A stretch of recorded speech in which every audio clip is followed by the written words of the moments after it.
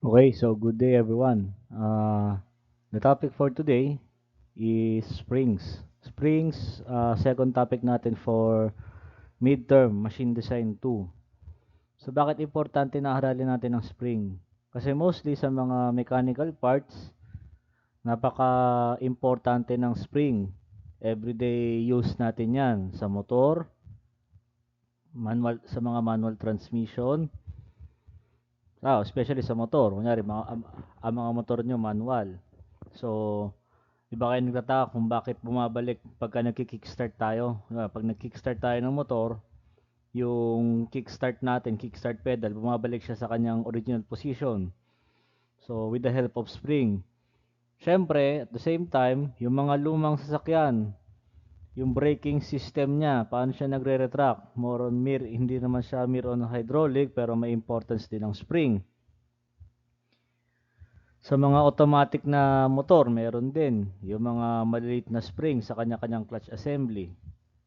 So, importante na alam natin yung mga specifications spring kasi marami siyang types.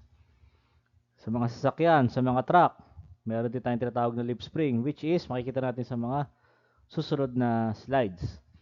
So, for reference, for reference, ang mga naging reference natin dito is syempre sa technical side for design is gumamit tayo ng Philippine Mechanical Engineering Code at Machinery Handbook 31st edition. So usually ito yung mga pagka mag-gather tayo ng data ng spring, hindi na natin siya kailangan i-compute. Merong certain force na required, may certain force na required. Then si spring, may table of selection siya, especially dito sa Machinery Handbook. Then, isa-select lang natin kung ano yung karapat-dapat na sizes ng spring. So, paano ba natin pipiliin yung mga sizes ng spring? So, malalaman din natin yan sa mga susunod na lecture. Okay? Spring. So, ang definition daw ng spring is an elastic body whose function is to distort when loaded and to recover its original shape when the load is removed. So, ang initial function ng spring is once na mag-subject ka ng load, as usually, nakikita nyo dito sa mga valve, original position niya, bago siya tamaan ng cam, yan, nagre-retract siya. Binabalik niya sa kanyang original position. Same as wheel assembly. So, sa wheel assembly, merong lip spring. So, ito yung lip spring. Isang SolidWorks drawing ng lip spring animation. So, syempre, pagka dumadaan sa mga malulubak, subject ng spring is to harness the load na na-encounter niya sa daan. Gawa ng mga lubak-lubak. Siyempre, sudden speed, magbabounce yung gulong natin. Pagka walang ganyan yung sakay natin, masisira yung mga rigid assembly sa ilalim ng sasakyan.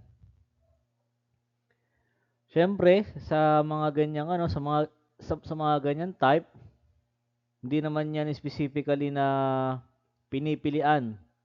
Paano ba pag sinabi pinipilian? Yung kumbaga nakita naman lahat siguro ng lip spring, may mga ilang patong yan. Yung mga ilang patong na yan, may mga purpose yan. So later on, malalaman natin kung ano ba yung mga pagkakapatong ng lip spring na yan. Actually, ang spring, lalo dito pag nakita niyo yan, ay nanggaling lang yan sa isang linya. Yan, sa isang linya lang yan siya galing. Actually, wire siya, wire. Wire na finorm. Wire lang siya na finorm. Then suddenly, tinwist siya. Naka-twist. Yan, tinwist lang siya by heat treatment. Subject sa heat treatment. Then, yan, ginawa siya ng spiral shape. So, yun nga, uses of spring, number one, fusion, absorb, control energy due to shock or vibration. So, which is ito nga yung nakita natin sa illustration na to. Apply forces in brakes, clutch, spring-loaded valve. So, ito yung mga isang example na yun. Force in brake, spring-loaded valves. Control motions by maintaining the contact between two elements, cams and follower. Siyempre, so lahat naman tayo familiar sa cam. So I hope na na-encounter nyo yan sa sa machine design 1 ninyo o machine elements. Kasi usually sa machine elements, inaaral natin dun yung cam profile. Pag sinabing yung cam profile, revealan tayo, ang itsura kasi ng cam profile, para siyang hindi naman siya perfect na circle. Pero somehow, irregular shape siya. Yan, parang may mga bako-bako, pero nandito ang mismong pinanggalingan ng cam. Then, meron tayo nung sinatawag na follower. Yung follower, iba't ibang shape din yan. So, usually sa machine elements, meron tayo tinatawag na follower na roller. So, follower na roller, paano ba itsura? Nakaganyan. Then, somehow may roller dito, syempre. Yan, nakaganyan, may roller yan. Then, somehow, once na umikot to, yan, pag umikot to,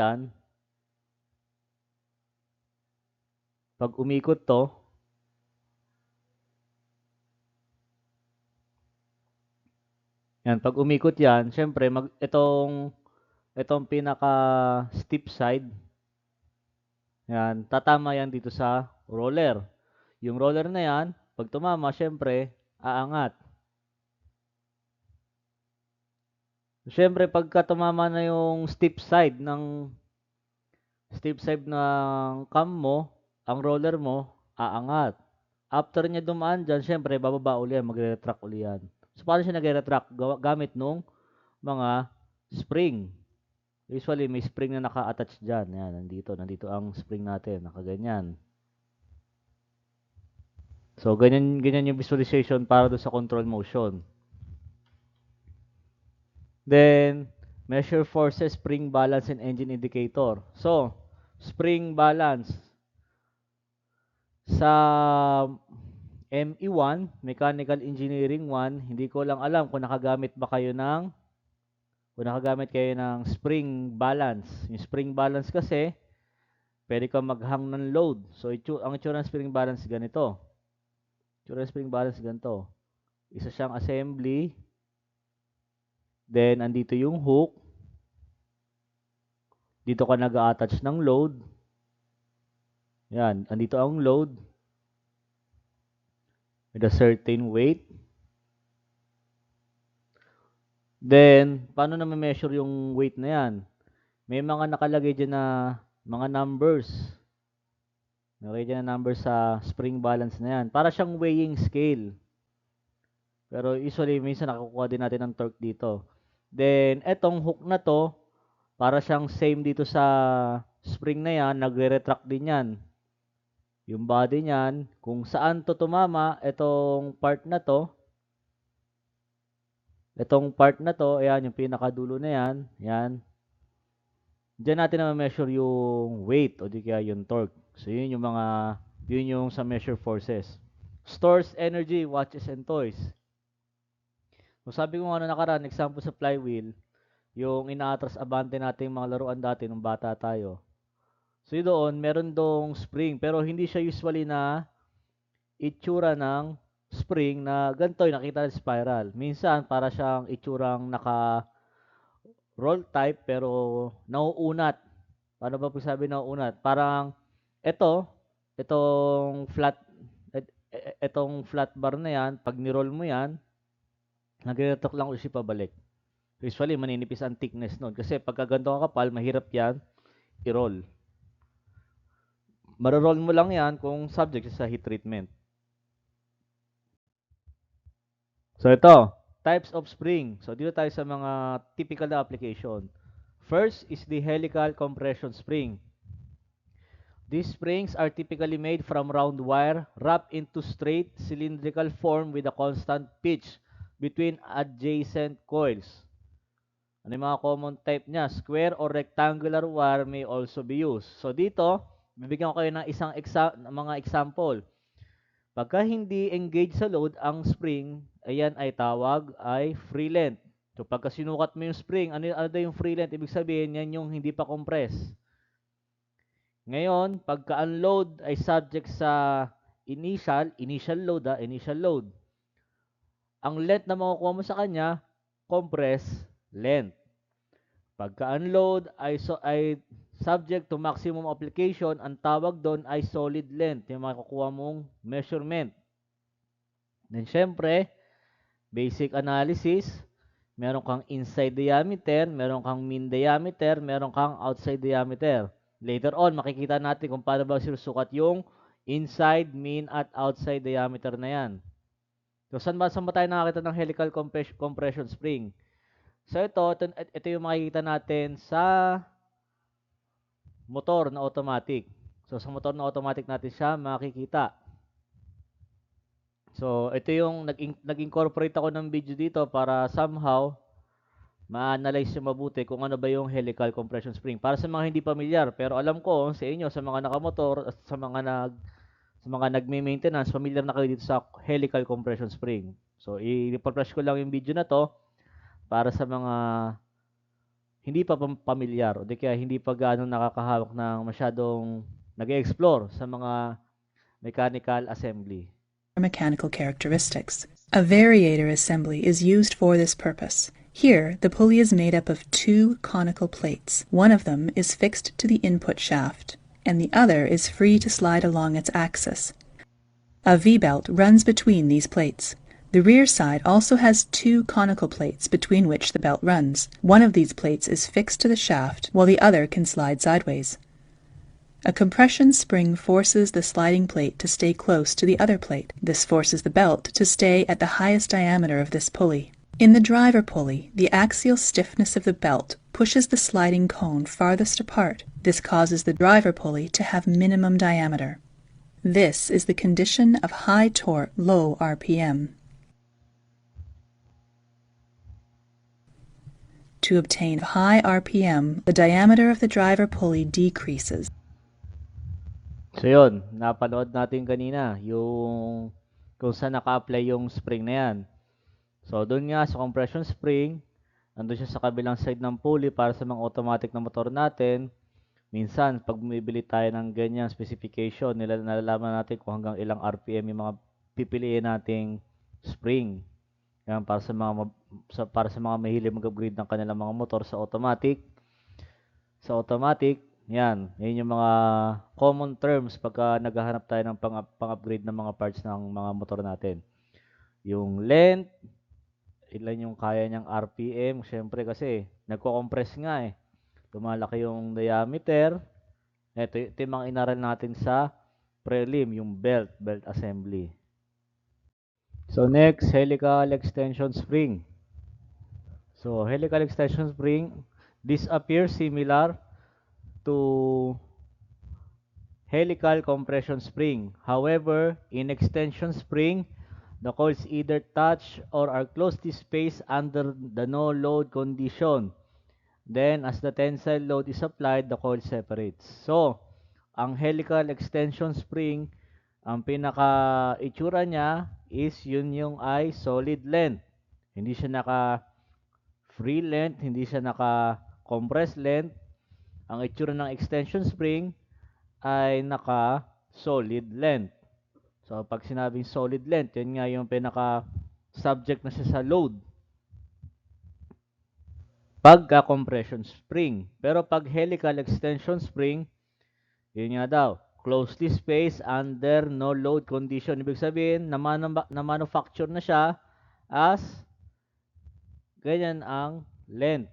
Helical extension spring. Kumbaga, ang function naman niya, kung meron kang dalawang mechanical assembly dito, pag nag-subject yun sa force, so patension, from the word itself, extension, binabalik niya sa original position. Tulad nito. So, ano mga itsura nito? Ito yung nakikita natin sa automatic na motor uli. Yan, yung sa kanya-kanyang brake. Ito yung sa may brake, kayong clutch or brake assembly. Yan, dyan nakakabit ang spring. So, paano ba nagkakaroon ng movement yan? Actually, nag-incorporate ulit ako ng panibagong video dyan. Later on, panoorin natin. So, extension or tension spring is similar to the compression spring. However, it requires special ends to permit application of the load. These ends assume many forms, but they are all potential sources of weakness, not present in compression springs. Rigorous duties thus usually call for compression rather than tension spring. So yun nga, although spring ang tawag sa kanya, pero hindi siya same function ng compression spring. Hindi siya same function, hindi rin siya parehas ng itsura. Kasi nga, ang compression spring, ito yung nakikita nyo dito. Ang extension spring, customize ang kanyang side ends. So, ibig sabihin, may naka-hook ka dito, may naka-engage ka dito, mechanical assembly dito, isinusuksok mo lang yung compression spring. A tension spring can be wound with initial preload so that it deforms only after the load reaches a certain minimum value. Springs which are loaded both in tension and in compression are rare and restricted to light duty. So, ang spring ng extension spring ay subjected to light duty, hindi siya tulad nitong compression spring. Kasi nga, ito ay manufactured in a solid length. Sinabing solid length, compress na siya. Gagamitan mo siya ng mataas na load para ma-rupture mo yung spring na yan. Usually, ang application na naman yan, minimal load lang. Minimal or no load condition. So ito, meron tayong isang video dito na makikita natin kung ano ba yung function ng helical extension spring sa isang automatic na motor. Demonstration. This transmission system includes a centrifugal clutch assembly. The inner portion consists of weighted arms held in place by extension springs. These arms are connected to the pulley. The clutch housing is connected to the output gear. When sufficient speed is reached, the centrifugal force causes the arms to swing outward, and the friction pads engage with the clutch housing.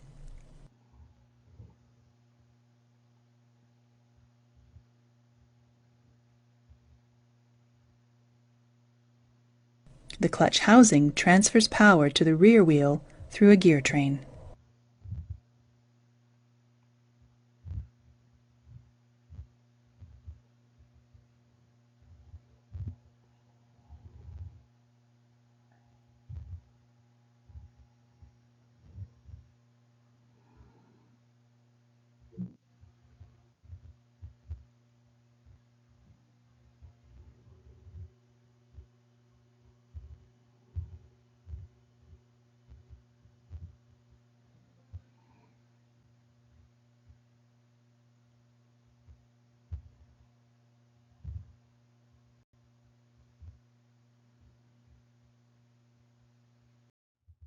So next, torsion spring.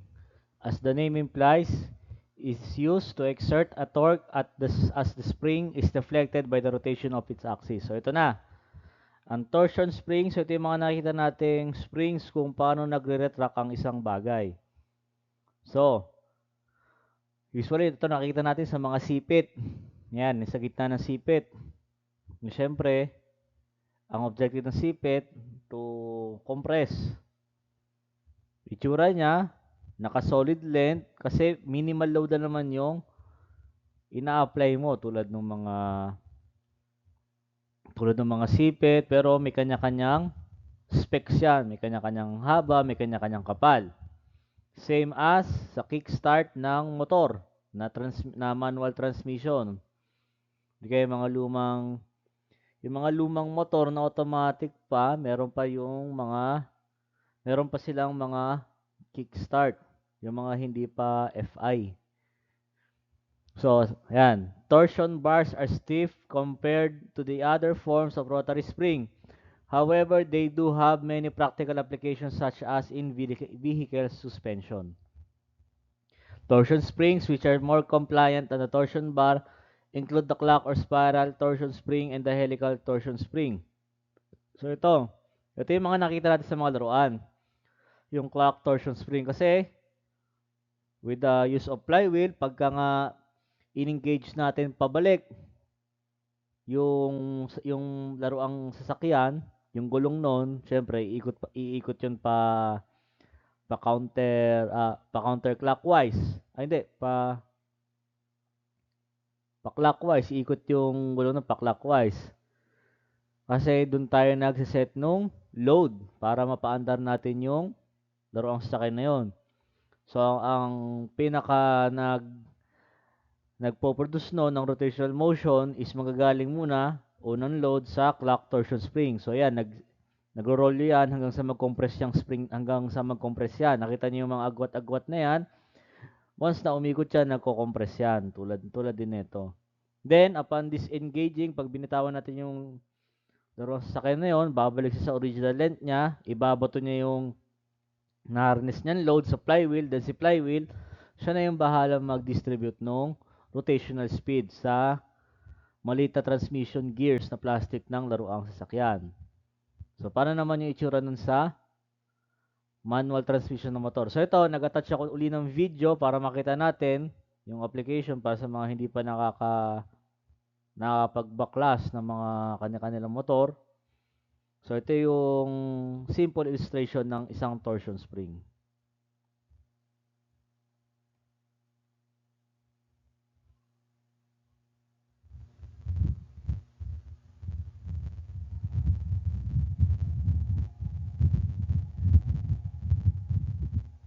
Lever.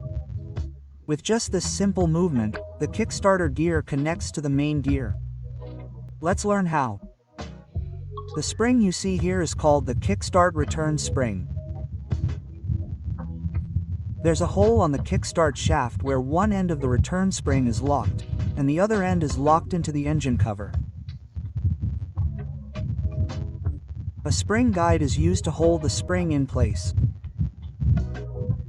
This ensures that the return spring remains fixed in place and cannot move back and forth. Moving on, this is called the gear ratchet assembly. Notice that the gear has notches that lock into slots in the ratchet.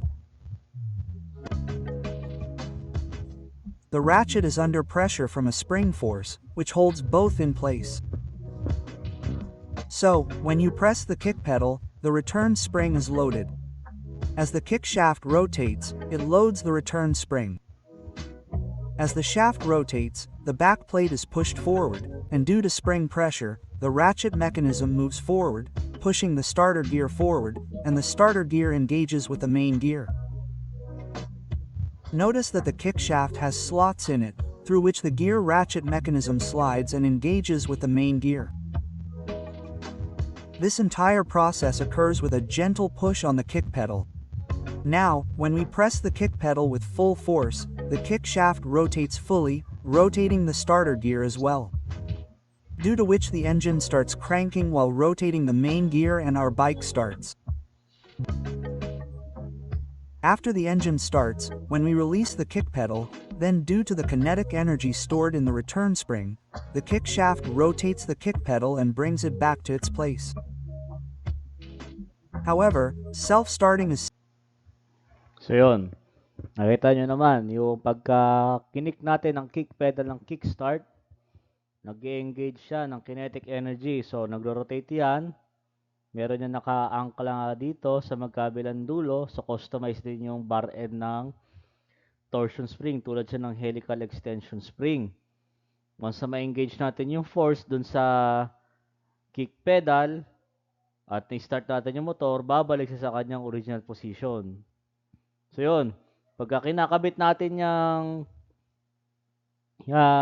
torsion spring, may mga hook yan. Yung hook sa shaft. So, kunyari, ito yung shafting.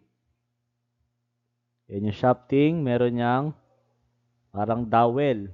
Yung dowel na yan, dyan nakahook itong naka-spring yan, nakaganyan. Nakahook yung spring na yan. Nakaganyan siya. Oh, wait, mali.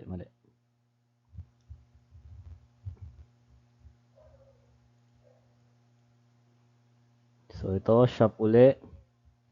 May shaft. Then, ito yung spring, yung nakahook na yan. Nakaganyan siya. Sama, nakaganyan yan. Nakaganyan yung spring.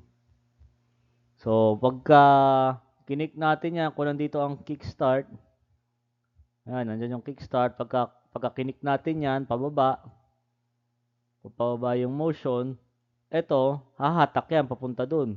Pag ganyan ang hatak yan, pag ganyan. Then, syempre, once na may start natin yung motor, babalik siya sa original position niya, which is ito yung nakita natin sa video.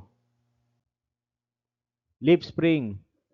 So, ang leaf spring, ang definition niya, these springs are made from one or more flat strip of brass, bronze, steel, or other materials loaded as cantilevers or simple beam. The spring can be provided a push or pull force as they are deflected from their free condition. So, ang spring daw, ang leaf spring daw ay subjected yan sa push-pull force. Paano ba nagsa-subject ang force diyan? Yan, may certain length ng spring, may certain number ng bar. Yun kasi yung tawag yun kasi yung tawag sa kanya bar. Pinagsama-samang flat bar.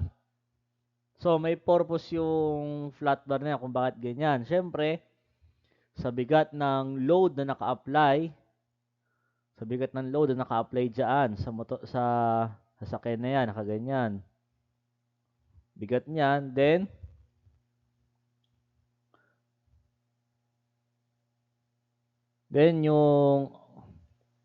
yung force acting naman dito sa baba kasi pag dumadaan ka sa lubak. Yan, yung force na acting ka naman sa baba, nagre-retract yan para dun sa gulong. Pagka wala ka kasing lip spring, automatic etong part na to mararupture yan. Mabasag yan. Kaya importante ang lip spring o di kaya pag sa motor yan yung shock absorber na simple na helical compression spring ang itsura niya kasi hindi pa siya engaged, naka-free length siya. So dito, hindi sukatan ang free length, compressed length at solid length. May certain tawag doon sa length na itong mga lip spring. Later on, makikita natin yan sa theoretical discussion. So, sa mga susunod na slide, so ito na yung theoretical discussion natin ng spring. So, ayan nga. Ito nga yung sinabi ko kanina. Meron kang solid length, meron kang compressed length, meron kang free length. Pitch o yung ito yung measurement from one point to another. Kaya makita mo sa isang scale na yan, sa isang point na yan, mineasure ang isang point from the same appearance. So yan ay tawag dyan pitch. Yung Y naman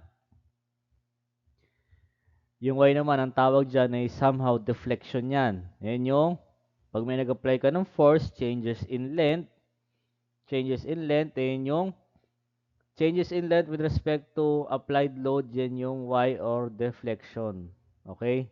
Solid length, compressed length, free length. Spring. So sabi ko nga, ito yung isang side ng spring. So nag-dissect tayo ng isang corner ng spring. Paano sinusukat yon? Yung inside diameter, mean diameter, outside diameter. Siyempre, ang spring na yan, galing nga yan sa isang round bar. So, ang round bar, from the word itself, yun ay round. Siyempre, ang round, circular. Panigurado, meron niyang inside, outside, at mean diameter. Kaya makita niyo dito, sinulat ko na dito in advance na DI. Siyempre, dito yan. Dito magagaling ang DI. DM, in between sa DO at DI. Yan. Then, outside diameter. Yan, yung outside diameter.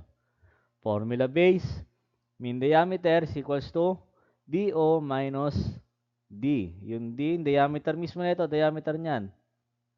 Yung D na yan, diameter. Para makuha mo yung mean diameter. Or, inside diameter plus diameter nung spring. Yung diameter ng spring, ang tinutukoy niya, yung body nung spring, hindi yung rotational pag naka-top view. Diba? Ang spring pag nakaganyan. Yan, ito yung front view. Pag tinignan natin top view, Parang bilog din. Hindi yan yung tinutukoy niyan, ha? Hindi yan. Hindi yan yung tinutukoy niyan. Tinutukoy niyan yung isang part nito, ito, na sa end niya ay naka-round. Yan, yung naka-round na yan. Yung naka-round na yan, yan yung tinutukoy niya. So, DM, ulitin ko ulit, mean diameter is equals to outside diameter minus diameter nung wire ng spring. DW, minsan tinatawag dyan, DW, wire diameter. DM is equals to DI plus wire diameter ng spring plus pagka inside, outside, minus sa wire diameter. Yan, ito yung derivation yan. Kung hindi nyo matandaan, ng one-liner, pwede naman i-derive. Pero ang advice ko is, since one-liner equation naman yan, pwede natin siyang tandaan. Mas mabilis natin siyang tandaan. Para mabilis matandaan, mag-practice ng solving neto. So ito, iba't ibang end connection ng compression spring. Meron tayong plane and ground. So yung plane and ground, ibig sabihin ng pagkakaputol sa kanya, nakaganyan. Yan. Ganyan. Kumbaga, hindi siya square, hindi rin siya round na pinutol, flat lang siya. Kumbaga, dinisect siya sa mula ay taas, kinati lang yung pinaka, kunyari, ang pinaka niyan, ito yung may sharp edge tayo dito. Pagka plane, ang pagkakaputol sa kanya, dito sa corner ng spring, yan. Pagka plane, round yung dulo niyan. Round yung dulo. Pagka square and ground, ibig sabihin, pagka square and ground ang putol ng spring, ibig sabihin, ito kasi, kung saan lang yung objective na pagkakaputol ng spring. Pero, pag dito mo siya pinutol, tinignan mo yung top view ng square and ground, makikita mo, pag dinisect mo yan, naka-square yung pinakadulong edge niyan. Naka-square, nakaganyan yan. Kaya siya tinawag na square and ground. Pagka square, syempre, ang putol nung spring, square. Syempre ito, makikita mo sa side na yan, naka-square yan. Ito kasi, minanufacture ng round. Kaya, plane ang tawag sa kanya. Dito, somehow, tapered yung pinakadulo niyan. Ito, tapered ang pinakadulo niyan. Yan ay naka-square. So, yun na, plane and ground. Ang plane and ground is putol niya from a free putol ng spring sa compression spring. Somehow, circular pa rin yung isang area doon. Pagka plane, manufactured na round ang spring sa wire diameter, circular ang pagkakaputol sa kanya, ang end niya circular. Compression spring with square and ground, equal ang pagkakaputol sa kanya, at the same time, ang pinakadulong edge nag-form ng square at the top view. Pagka square, ang pagkakamanufacture sa spring is din square shape. Pagkakaputol sa kanya, syempre makikita mo doon sa side view niya, yun ay square. Then, ito. Since may mga solving tayo, ang advice ko dito is isulat nyo uli sa index card. Pero since pagka nag-board exam kayo, sasaulihin nyo yan, o pag nag-topics 2, so mahalaga, incorporate nyo to sa inyong index card. Kasi ito yung mga formula na kailangan masaulo. Pero since dito kayo sa college, practicein nyo na isulat yan sa index card para at least pag akit nyo ng board exam, may magagamit kayo. So, ito yung types ng coil end. Kanina, yung apat na yon, plain, ground, square, and square and ground. Actual number of coils. Yung number of coils, pag sinabi number of coils, yung kung nakailang ikot yan, nakaganyan, yan. Nakailang ikot daw yan, number of coils. Ito yung mga formula niya. Pag plain, ground, as is, kung ano yung N na binanggit, number of coil. Kasi minsan binabanggit sa problem yan. Minsan hinahanap. Pag hinahanap yan, ito gagamitin mong formula. Square and square ground parehas para sa actual number of coils n plus 2, n plus 2. Solid length, kailangan ng wire diameter sa formula na to. Ang plane, n plus 1. Ang squared, n plus 3. Ang square and ground, n plus 2 times wire diameter. Ang ground ay number of coils times wire diameter. Pagka in free length naman ng compression spring mo, ang involved dyan ay pitch. Yung from 1 point, yung pag minasyon mo dito, papunta dito, yan yung pitch. Yan yung pitch na sinasabi. Free length, para sa plane, number of coils times pitch plus wire diameter. Same formula sa square and square ground, pero ang katabi ng wire diameter, meron siyang 3 at 2. For ground, kung ang solid length, ang katabi niya lang ay wire diameter, ang free length, ang katabi naman niya ay solely pitch. So, nagtataka kayo, ba't naka-X yung actual number of coil? Kasi dito, pag sa computation, minsan, binibigay sa problem, actual number of coil. Hindi yun yung gagamitin mo. Hindi yun yung gagamitin mong number of coil. Kailangan pa rin i-compute ang number of coil kasi ang problem mo, subjected yan sa load. Kung ang problem mo, initial, hindi sa subjected sa load, hindi mo gagamitin mo yung actual. Pero most of the time, hindi yung number of coil, hindi yan yung actual number of coil. Okay? Next, mga formula. So, involve natin mga formula. Number 1, stress of coil spring o di kaya yung compression spring. Ang formula niya, 8kF mean diameter pi wire diameter raised to 3. So, yan yung formula niya. Or, pwede mo rin gamitin 8K. Ano ba yung K na tinatawag? Stress factor yon. Yung F, applied force. Yung C, spring index. So, ito yung isang option para pagka ginamit mo yung coil spring, given ka lang nung spring index at yung wire diameter. 8 kFC pi d raised to 2. Pero pag given ka man ng mean diameter, ang wire diameter mo naka-raise sa 3. Okay? So, sa derivation, since ang formula nga daw ng spring index ay mean diameter over wire diameter. So, pagka in-incorporate mo yan, pag in-incorporate mo to, yung KFC, ang C kasi, mean diameter over wire diameter. Pagka pinagdugsong mo yan, lalabas tong formula na to. So, either ito ang gamitin mo o ito, alam mo rin naman kasi ang magiging formula ng spring index. Okay?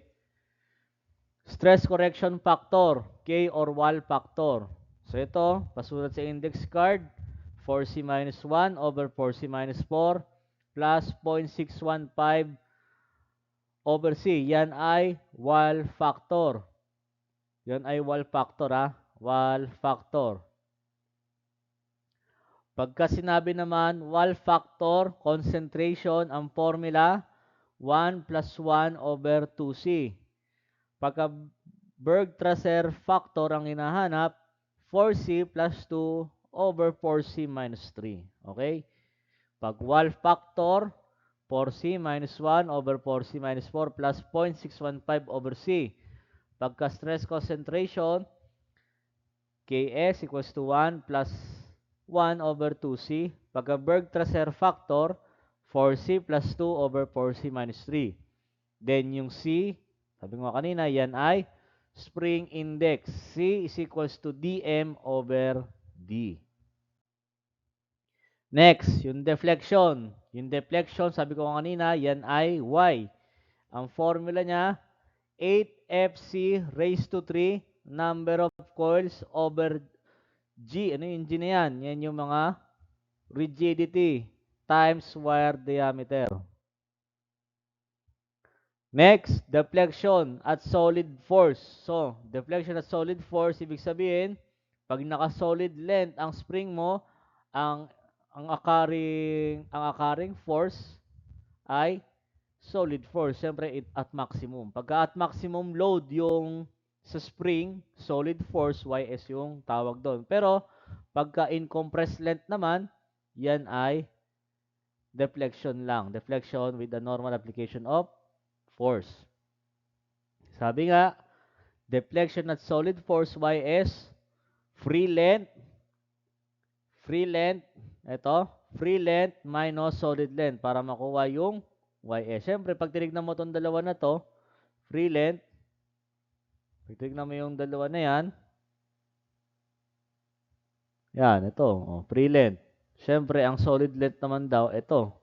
Kinuha mo nga dito, papunta dito. Para makuha mo yung YS. Okay? Spring rate, K. Yung K, yun yung spring rate.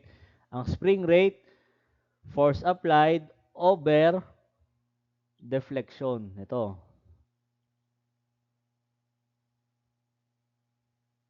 Ito, yan.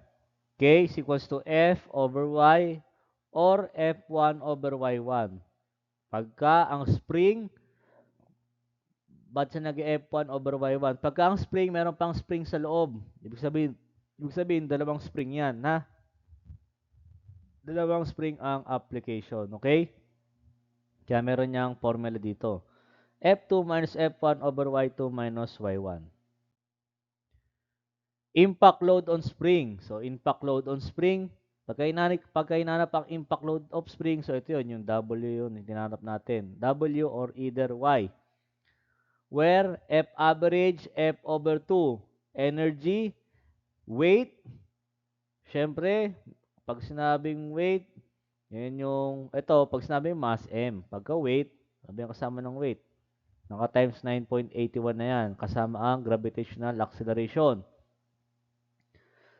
Times H, yung H, distance ng load to the top of the free length of spring. So, ibig sabihin, wala pang na-engage na hindi pa to na-disengage itong load na to, hindi pa siya babagsak papunta dito. Ano yung height na required dito? Ano yung distansya mula dun sa load P hanggang dun sa top surface ng spring? Is equals to F. Siyempre, ito na yung force applied once na ano yung force na harness ng spring over 2 times deflection, yung Y. Or, pwede rin 1/2 mv squared. Kasi, pag ito bumagsak, ito, pag yan bumagsak, yan, nandyan, meron din certain velocity yan na tinatawag. Siyempre, ito mas yan, mas.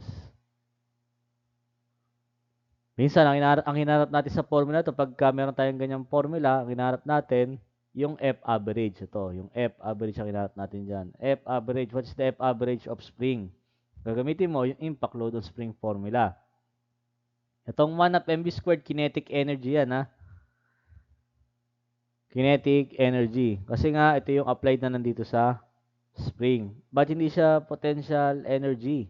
Kasi drop siya eh. Pagka ang potential energy dapat mgh. mgh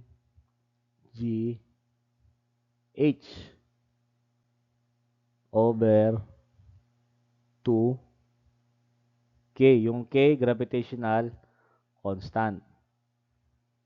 Ito yung mga pamilyar sa termo natin.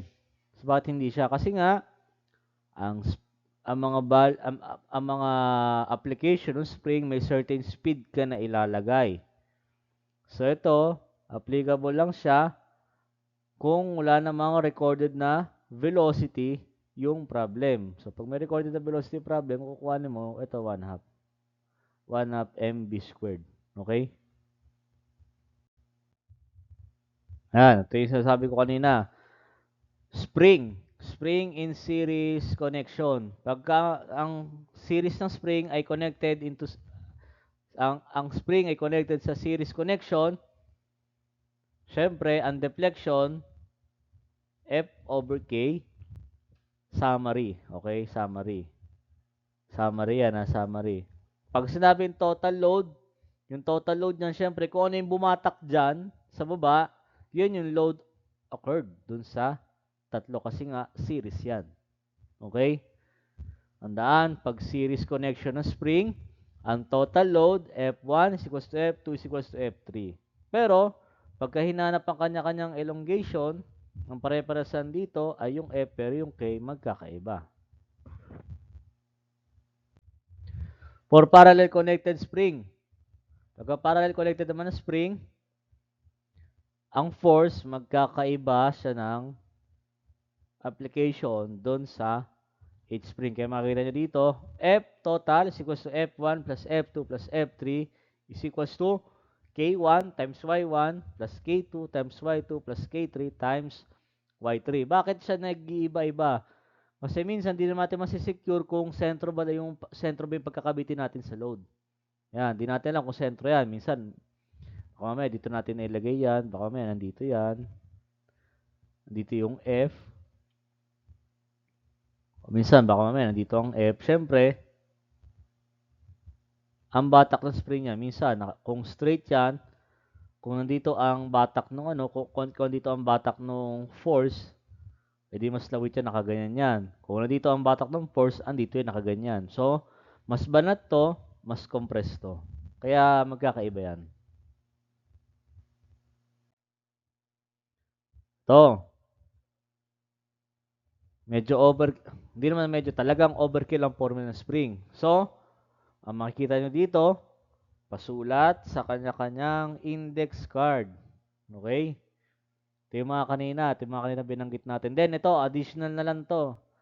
Additional na yung stress for rectangular wire. Nakalagay naman dyan kung ano yung mga nomenclature or ano yung kada subscript na nakailangan dun sa formula.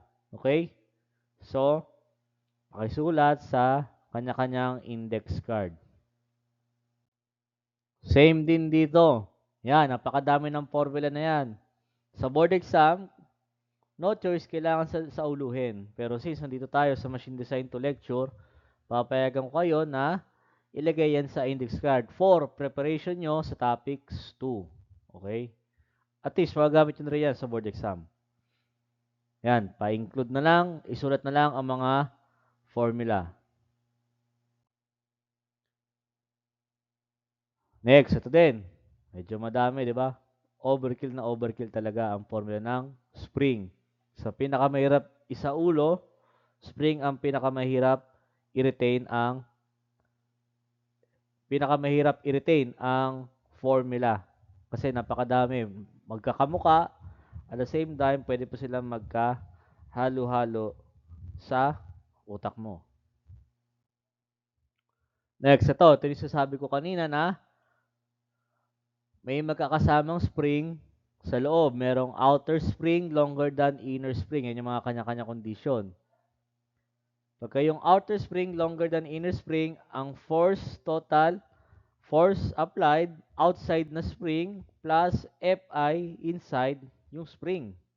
Pagka deflection, yung E, yan yung elongation, hindi kaya yung deflection, plus elongation din nung maliit. So, ito yung formula, yan. Yung deviation ng dalawang spring, pagka loaded, nagpapantay sila. So, ito yung formula, tandaan. Pagka outer spring longer than inner spring, ang stress pala yan, stress. Deflection, stress outside is equals to deflection plus stress inside. So, yan yung formula niyan. Same pa rin, para mahanap yung individual stress ng dalawang spring, yung 8Fc raised to 3. Raised to 3 times number of coil over GD. Yung G, rigidity. So, pa-take note ng mga rigidity. Yan ay pabalik, yan yung mga types ng rigidity. Kasi meron tayong types of elasticity. Yan yung E, yung rigidity. Pa-take note. Minsan, binabanggit sa problem. Minsan, hindi. Kaya, bilang assignment nyo, mag-self-search kayo ng iba't ibang rigidity na ina-apply sa mga materials ng spring. Next, inner spring. So, yung inner spring naman, ang mas mahaba kaysa sa outer spring. F, total force, is equals to FO plus FI. Pero, ang stress at inside spring is equals to deflection or elongation plus out stress sa outside spring. So, ganon. Baliktad. Pabaliktad naman siya.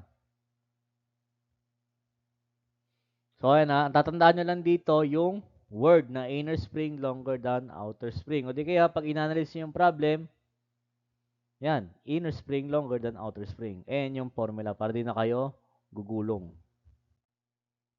Same height. Pagka same height daw, ibig sabihin ng inside at outside spring ay parehas ng putol. Hindi pa sila engaged sa load.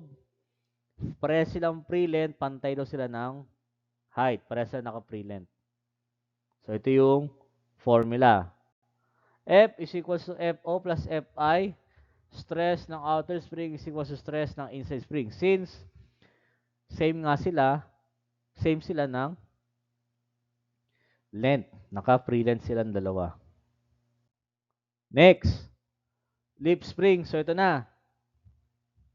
Lip spring. So, lip spring, paki-take note ng mga formula. Napakahaba ng formula ng lip spring. So, kaya kailangan incorporate yan complete sa index card. Kasi once na magkulang yan, wala na, malilimutan mo na yung kung paano siya i-solve. Ang force applied dito, contracted force, pag sa lubak, ito, force, ito yung sa bigat ng sasakyan. Formula, yung SF, ano ba yung SF? Yan yung flexural stress. Kasi nagpe-flexible itong spring na to, nagre-retract yan, tumutuwid yan. 18 FL, length ng spring, length ng lip spring. BT, yung BT, yan ay yung width times thickness ng spring. Kasi nga, yung lip spring mo nga daw ay flat bar. Pagka tinignan mo yung right side view, ayan yan. Ito yung T, ito yung B. Then, NG plus NF. Ano yung NG plus NF? Graduated leaves. Tapos yung flexural leaf. Yan yung graduated leaf. NG plus NF. Okay, binabanggit naman sa problem yan kung ano yung NG plus NF. Then, yung SG o yung tinatawag na ano ba ang SG nito? Graduated stress is equals to 2/3 ng flexural stress. Stress at maximum application, 6FL over BT squared NG plus NF.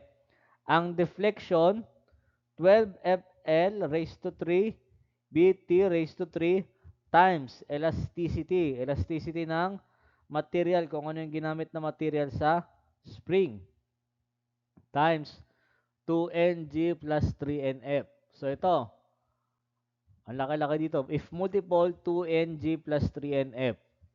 So, pagka isang lip spring lang, pag isang flat bar lang ang naka-indicate, pag isang flat bar lang ang naka-indicate, okay? NG plus NF lang yan. Wala yung 2 at 3. Pagka multiple, saka ka lang naglalagay nung 2 at 3. So, pinaka-default na formula nito, pag lip spring, 12FL raised to 3 over B T raised to 3 times E times NG plus NF. Okay?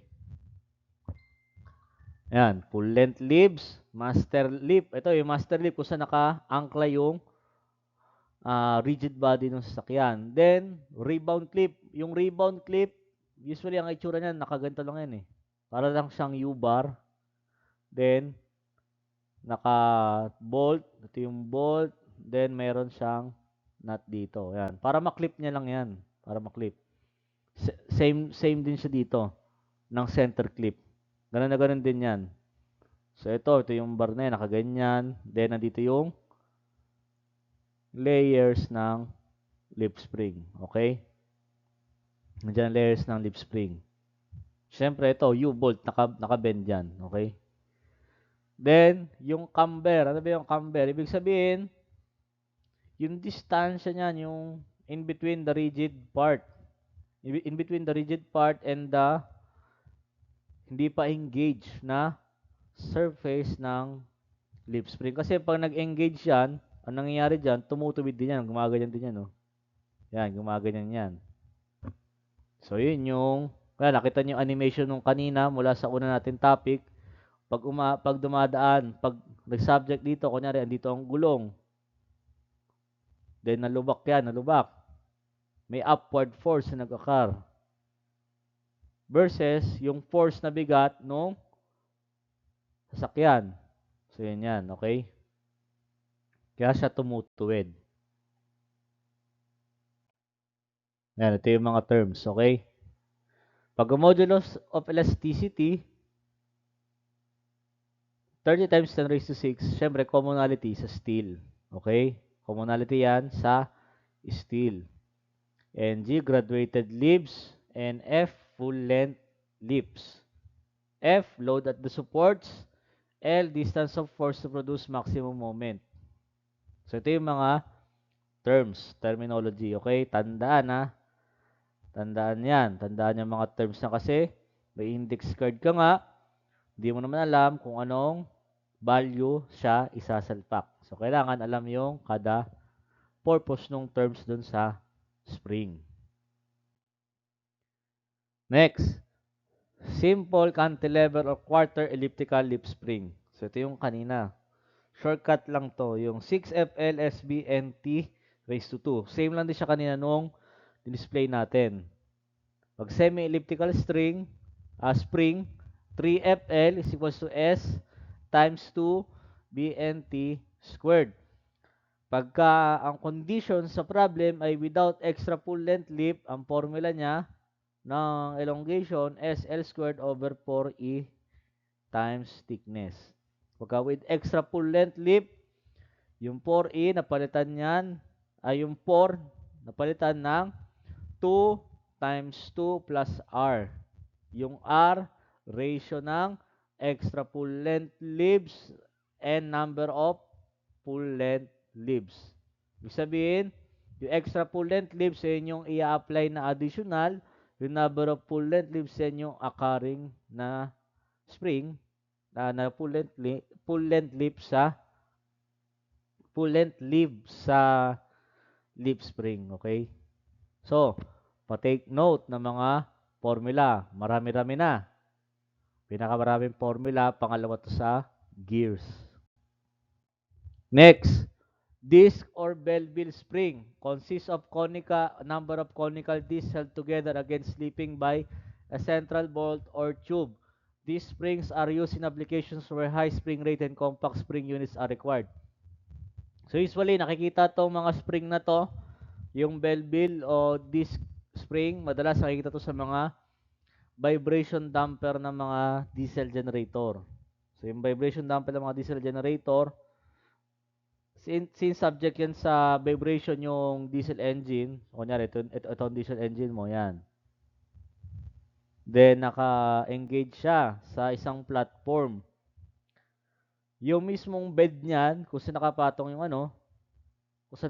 yung diesel engine, magbabibrate yan. So, ang mag-harness niyan yung bell-bill spring. Kaya nakalagay dyan, where high spring rates and compact spring units are required. So, kung sobrang lakas ng alog ng diesel engine na yan, ang mag-harness nung vibration na yon is yung bell-bill spring. So, mga kapal yan. Ang formula, mahaba. Okay? Deflection or stress equals to 4F bracket RO2 minus RI2. So, yung R na yan is reduce plus RORILN times RO over RI over 3 pi times elongation times thickness. Yung thickness, ito yung thickness niyan. Ayan, yung thickness na yan. Yan, thickness raised to 3. So, pag sa board exam, sasauluin yan. Pagka formula base, yan, pag formula base, kailangan sauluin. Hindi naman kasi nadederive itong mga formula na to. Pero, since hindi tayo sa school, Tina-train namin kayo para masagutan nyo ng paunti-unti. Para sa topics 2, di naman yun open formula, tulad ng board exam. Pero pag sa machine design, 2, sa akin, isulat nyo sa index card kasi mahaba yan. Di dapat tinitrain kayo para magamit yung formula. At the same time, kinakabisado nyo na. Pero sa akin, open notes pa rin kasi mahaba yung formula ng leaf spring. Then, ito na yung mga critical formulas. So, ito. Pagka ang spring ay subjected sa buckling, may dalawa tayong formula. From Moth, if LF over DW, length ng leaf spring over wire diameter, free length pala to, free length. LF to. Kasi ito ay commonality na to sa ano? Commonality to sa buong spring. Applicable to sa helical spring. Either compression, extension, or torsion na.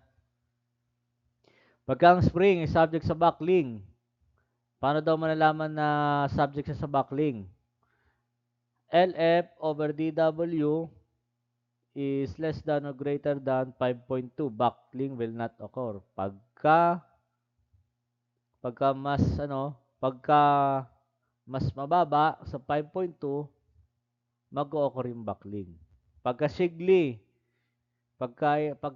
naman ng formula, if LF is less than more than or greater than 2.63 dm over theta. So alpha. dm over alpha, buckling will not occur. Ngayon, yung alpha niya may kanya-kanya condition sa problem. 0.5 for fixed end, 1 for both ends hinge, 0.707 for fixed hinge end, 2 for clamp free end. So, mean diameter over yung alpha na yan, depending sa kung ano yung condition, pagka yan daw ay more than dun sa free length na sukat nung spring, yan ay hindi mangyayari ang buckling. Pero pag mas mababa, mag-occur ang buckling. Installation consideration. Frequently, a spring is installed in a cylindrical hole or a round rod. When it is adequate, clearly must be provided. Adequate clearance must be provided. When a compression spring is compressed, its diameter get larger. So, yun nga, kung ito ang spring mo, pag na-compress yan, lumalaki daw ang diameter. Minimal lang. Hindi naman siya yung sobrang laki talaga. Thus, the inside diameter of a hole enclosing the spring must be greater than the outside diameter of the spring to eliminate rubbing. So, ibig sabihin, ang inside diameter of the hole enclosing the spring must be greater than the outside diameter. Kasi nga, once na mag-compress yan, magkikiskisan yung dalawang surface ng bakal. Ito ba, yung pitch. Once na mag-engage sa solid length, yung pitch, suot ko lang, yung pitch na yan, pag nag-engage siya, mas palapit, magkikiskisan yung dalawang surface na yan. So, an initial diametral clearance of 1/10 of the wire diameter is recommended for spring having a diameter of 0.50 inch, 12 mm or greater. So, a rule of thumb to, An initial diametral clearance of 1/10 of the wire diameter. Ibig sabihin, ang diametral clearance, ibig sabihin, ang clearance nito mula dito sa spring na to hanggang dito ay dapat 1/10 ng wire diameter. 1/10 ng wire diameter. Okay? For springs having a diameter of 0.50 inch or 12 mm or greater. So, pagka mas mababa sa 0.50 inch, hindi sinusunod yung 1/10. Pero pagka lumagpas ng 0.50 inch or 12 mm, sinusunod yung 1/10 na clearance. Initial diametral clearance. Okay? If more precise estimate of the actual outside diameter of the spring is required, the following formula can be used for the outside diameter at the solid length condition. So, ibig sabihin, itong formula na to para lang sa solid length. Okay? Di mo siya pwedeng gamitin sa free at compressed. Solid length. Outside diameter of solid length is equals to mean diameter squared plus pitch squared minus mean diameter squared over pi squared plus W wire diameter. So yan, ito yung mga nomenclature niya. So, patandaan, palagay sa index card. Okay. Problem solving tayo, problem solving. Find the total shear stress in kPa of a helical compression spring. Ibig sabihin, nahanap shear stress. Helical compression spring ang type ng problem. When subjected to a load of F to 20 N, the spring is made from 3.429 mm diameter music wire. So, ibig sabihin, pag yung music wire, yun yung type ng helical compression spring. Application siya para sa music wire. Binanggit na dito yung diameter ng spring, o di kaya ito na yung wire diameter. Then, binanggit na dito yung mean coil diameter. Ang hinahanap, shear stress in kPa. Then, syempre, tandaan natin ang formula ng shear stress, 8 kFc over pi mean wire diameter raised to 2. Since ang C di pa natin alam, ang formula ng C spring index ay dm over d. Meron na tayo niyan. So, okay, pagka kinuha natin spring index, 50.8 over 3.429 is equals to 14.81. Then, pakitandaan, pagka ang problem, hindi naman binabanggit kung anong type ng concentration factor yung hinahanap. Always, ang gagamitin natin is wall factor formula, ha? Pagka binanggit lang sa problem na may specific na, yan, Berg-Trasser factor, gagamitin mo yung formula ng Berg-Trasser factor. Pagka merong stress concentration factor, gagamitin mo yung formula ng stress concentration factor. Pero pag wala naman, ang gagamitin mong factor dito is yung formula ni wall factor. So, meron ka ng C. Include mo para makuha yung K. So, meron ka ng C.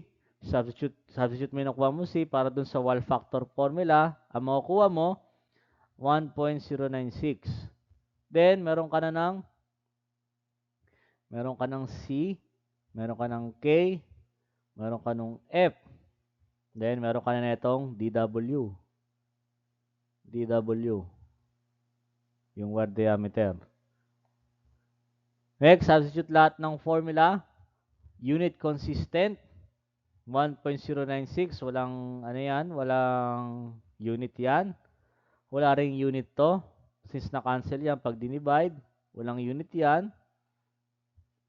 Then, wire diameter raised to 2. Ito, Newton. Ito, millimeter. Since naka-squared yan, magiging Newton, millimeter squared, or MPa. I-convert na lang papuntang kPa. Ang kPa, usually unit niyan, kilonewton over meter squared. Okay? Ang sagot diyan, MPa since Newton per millimeter squared ang lalabas dun sa unit ng solving mo. Kaya 773.380. Pag kinonvert mo naman, papuntang kPa, 700,773.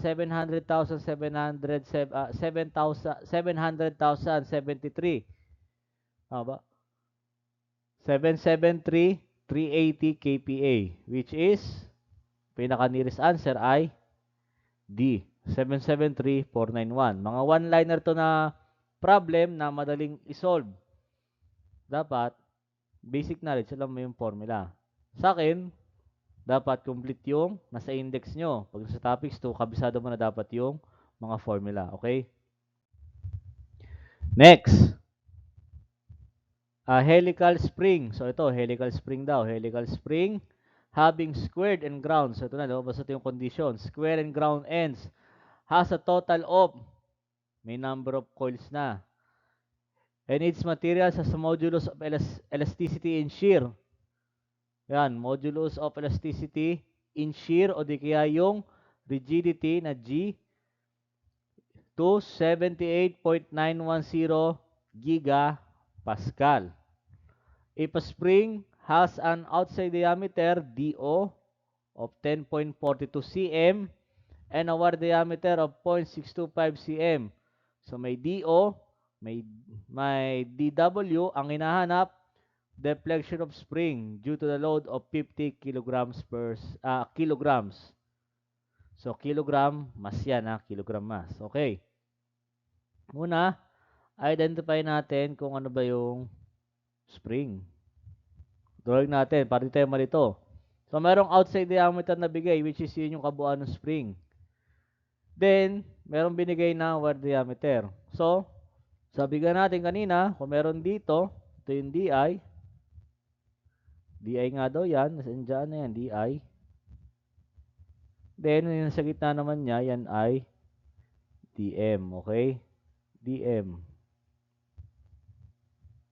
Wait lang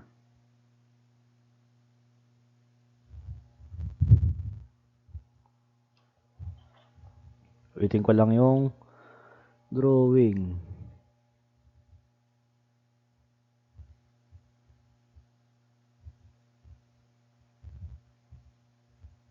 So, ito ay DM.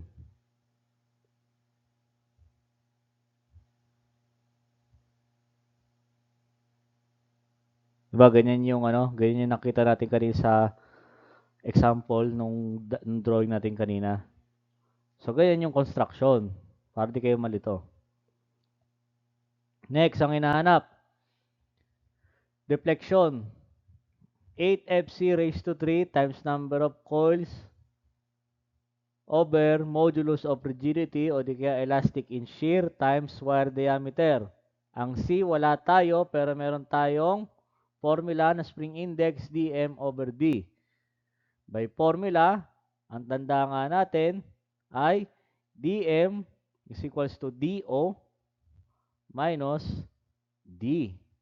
Para malaman natin yung dm na yan. Since parehas naman ng unit yan, direct substitute para makuha natin yung mean diameter. Meron tayong mean diameter, meron tayong wire diameter, parehas na unit, substitute para makuha natin ng spring index na 15.672. Okay? Sabi ko nga kanina sa discussion, nakakita na kayo nung 18 coils, hindi pa yan yung number of actual coils. Kailangan mo pang hanapin. Doon papasok yung formula na yan. Okay? Square ground. Ang square ground daw, para mahanap ang actual number of coil is n plus 2. So, ibig sabihin, ang actual number of coils is yun yung given. Pero hindi pa natin alam kung ano ba yung talagang number of coil. Medyo confusing Actual number of coil, ito yung nasa problem. Hindi pa yun yung pinaka-actual talaga. Yung n lang yung pinaka-basis para dun sa formula. Ang actual, binanggit, 18. Ang hinahanap natin is yung number of coils, which is yun yung existing with the application ng load. Kaya 18 is equals to n plus 2. Shift solve para makuha ang 16. Yan yung active coils. Kasi nga, kaya siya active, yan yung subjected sa load na 50 kilograms. Okay? Yung 18 coils, ibig sabihin yan, yung number of coils sa subject lang siya sa wala pang application ng load. Okay? Once na makasubject sa load, nakikita natin kung ano yung naging active coil. Yan yon, yung 16. Then, meron tayong C. Nakuha natin yung C. Okay na. Nakuha na rin natin yung N. Okay na rin. F, meron tayo. Kilogram. Kilogram, mass yan tandaan, mass. Pag nakita natin na 50 50 kg yan. Ang assumption natin yan palagi ay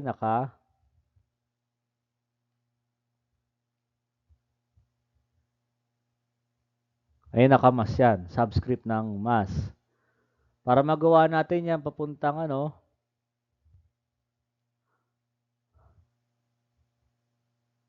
para magawa natin yung papuntang 50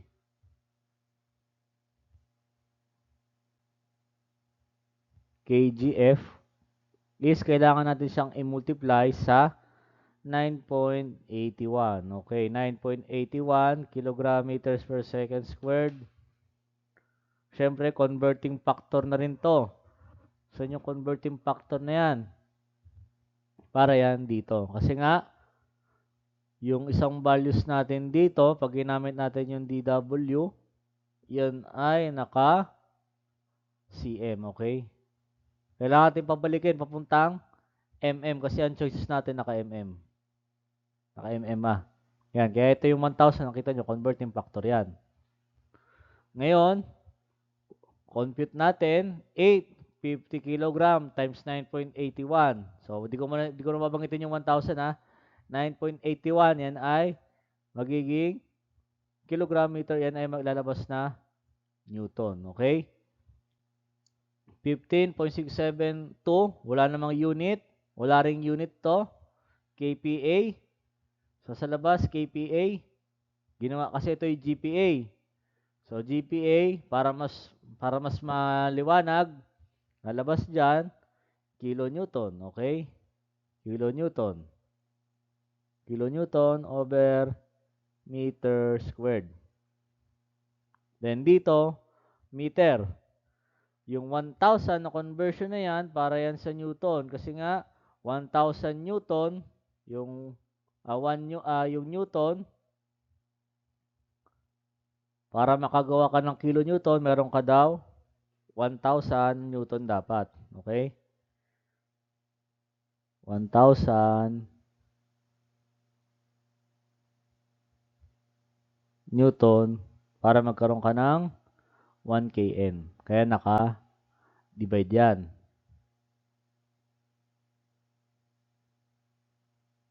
Okay, kaya naka-divide. So, kung ito, naging kilonewton na to, naging kilonewton na yan,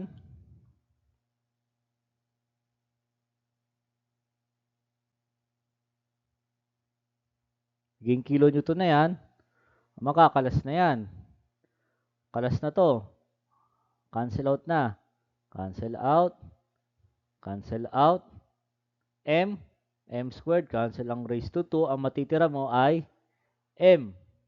Kaya matitira sa'yo, unit ng deflection, which is by measurement, M. Since ang choices mo naka-mm, convert mo na lang yan papuntang millimeter. Ang sagot natin in meters ay 0.490 meters. Convert to millimeter, 490 mm. So ito, additional problem. A helical spring will compress 18 cm when a 100 kg person drops 1 meter above the spring. What is the spring constant in kilonewton meter? So, ang hinahanap, spring constant.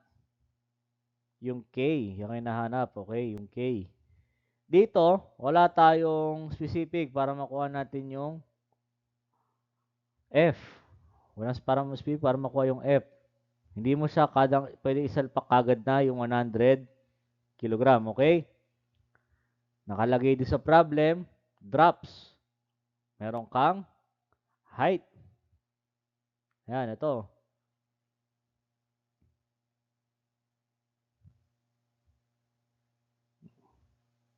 Yan, meron kang drop 1 meter above the spring. Ibig sabihin, may impact na mangyayari. Kaya ang formula gamitin mo, yung subject to impact load, ang spring. Ito ang gagamitin mo niyan.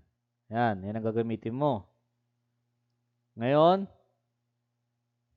by substituting yung weight para maging in type of application ng Newton, 9.81.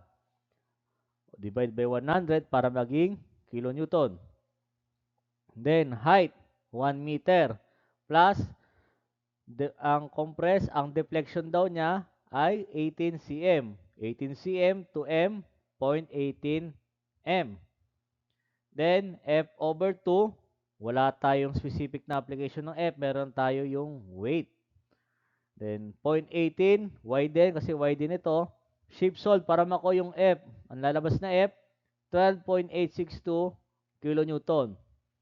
Ang hinahanap natin, spring constant. Yan yung F over Y. Meron tayong F, meron tayong deflection Y. Ang sagot, kilonewton meter. So, kilonewton meter lang to ha. Kilonewton over meter ang sagot ng spring constant. Ayan, nakabase naman sa problem. Unit analysis, kilonewton over meter. Okay? 12.862. Kuha natin sagot sa F o di kaya yung F average. Over 0.18 m. Makuha natin ay 71.46 kilonewton meter. Next. The load on a helical spring is 1,600 pound and the corresponding deflection is to be 4 inch. Okay. Load on a helical spring is, English to English, is 1,600 pound. So, ito na yung load. Load on a helical spring is 1,600 pound. And the deflection o yung Y is 4 inch. Rigidity modulus o yung G na tinatawag, 11 million PSI. And the maximum intensity, torsional stress, 60,000 PSI. So meron ka ng G, meron ka na rin nung S. Yung S, yung torsional stress. Ang hinahanap, design the spring for the total number of turns. So, hinahanap natin total number of turns sa spring. Ibig sabihin, kung ilang pulupot ng spring ang kailangan mong mahanap, ay ang kailangan mong gawin para ma-harness mo yung 1,600 na, para ma-harness mo yung 1,600 pounds na yan. Okay? If the wire is circular in cross-section with a diameter of 5 inch. So, ibig sabihin, cross-section cut, ang wire diameter mo daw ay 5/8 inch. And a center line radius. So, medyo confusing na. Ayan na. Center line radius of 1.5 inch or 1 1/2 inch. May pangalan nung type ng spring. Square and ground ends. Okay, square and ground ends. Una, lagay natin muna yung mga given. So, ibang atake ng problem to. Ilagay natin yung given. Yung center line radius na tinatawag is yan yung mean diameter. Paano pag sinabing center line radius na yan? So kung ito yung spring, yung kanina na ginawa na, yung kanina na itsura doon, bilog, okay?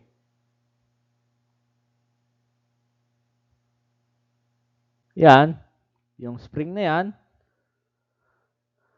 ang hinahanap sa center line radius, ibig sabihin, kung ito, tinitreat mo siya, kasi yan ay naka front view, pero pag tinignan mo yan, in a top view, nakaganto siya. Nakaganyan yan. Putol sa isang side, putol dito. Yan. Ganyan yan, bale. Ibig sabihin, circular shape pa rin yan. Ang center line radius, ibig sabihin, kung wala, ito daw yan, yung kuha niyan dito, ito. Yan, nandyan, mula dito. Ibig sabihin, kalahati nito. Kaya tinatawag siya na radius. Yan, center line radius. Kaya nakita mo dyan ay RM, mean radius. Okay? Squared and ground ends ang problem. Ang hinahanap, number of turns. Meron tayong category uli. Category uli yan. Square and ground, number of coil, ang actual number of coil, bigay ba? Hindi rin. So, paano natin gagamitin yan? Una, C. Meron tayong dm over dw. Ang dm mo, pagka minultiply mo naman sa 2, ang radius lalabas, yan ay diameter. Kaya, 2 times Rm na 1.5 over 5 over 8. Parehas naman ng unit yan. Nakuha mo yung C. Okay? Ngayon, meron kang deflection, meron kang applied force. Ito 1,600 pound. Yan ay pound force na kasi pag English, pound force na yung nilalagay natin dyan. Times C na 4.8 raised to 3. Yung number of coils, ibig sabihin, yung number of coils actual is equals to n plus 2. Dinerive natin yon. Kaya naging nt minus 2. Ang hinahanap talaga natin is ito. Ayan. Number of coils. nt minus 2. Okay?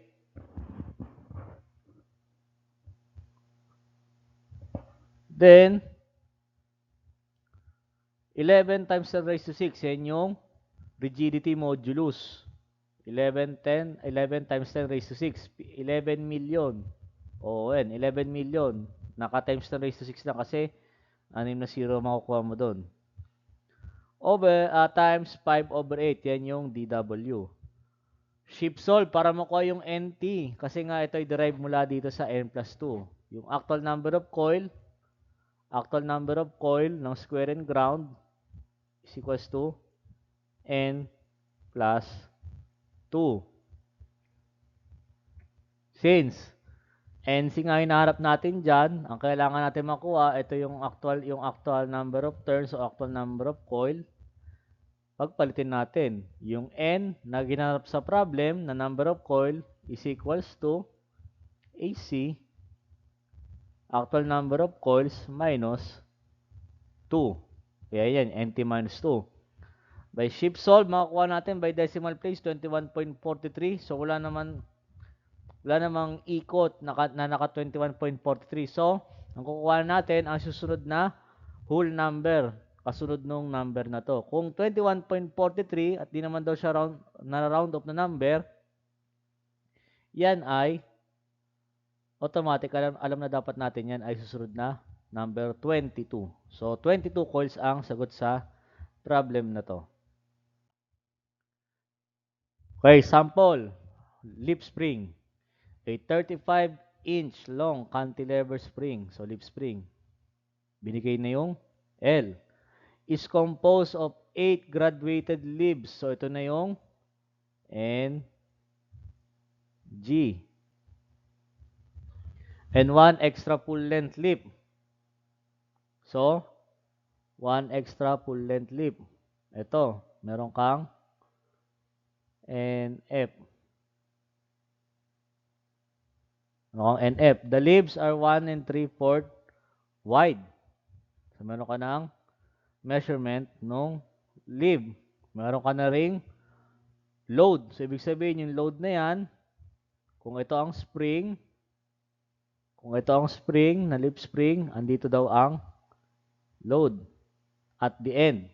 Yan yung 500. Causes a deflection of 3 inch. Ibig sabihin, once na nag-subject yan, ang deflection para maging tuwid, andito ang deflection Y.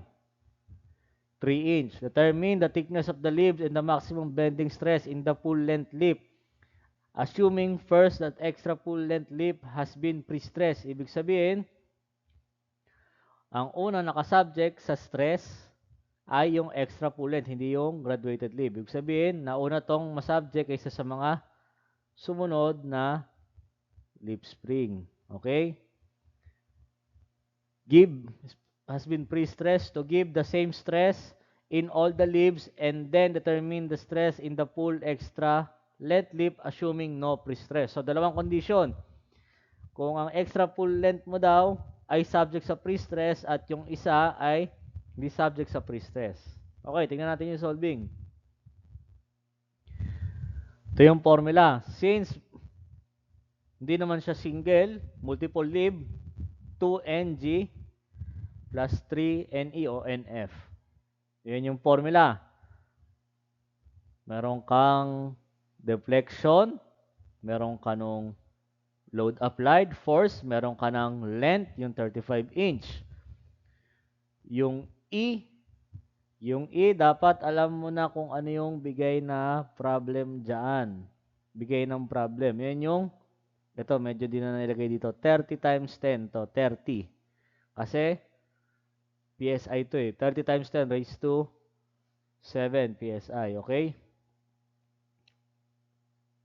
Then, 2NG, pinultiply na kung N, 8, 8 times 2, 16, 3, 3 times 1, 3, okay? 1.75, yun, yung wide. Yung thickness, hindi mo alam, kaya isi-sieve solve mo yan. T is equals to 0.042. Next, pagka ang problem ay subject sa pre-stress, ito ang formula. 6FL over NBT squared. Meron ka ng thickness, FL, meron ka na rin, substitute. Makuha mo ang 34,300 PSI. With no pre-stress, ibig sabihin, no pre-stress, ang ano natin, 18 FL. Yun yung formula natin kanina. 18 FL BT squared over 2NG plus 3NE. Ba't hindi ginamit yung graduated dito? Ang kinonsider lang dito sa unang problem ay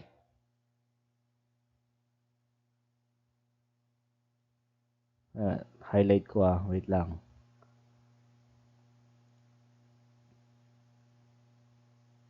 That the extra full length lip has been pre-stressed to give the same stress in all of the lips. Ibig sabihin, ang una nag-harness is yung extra full length lang.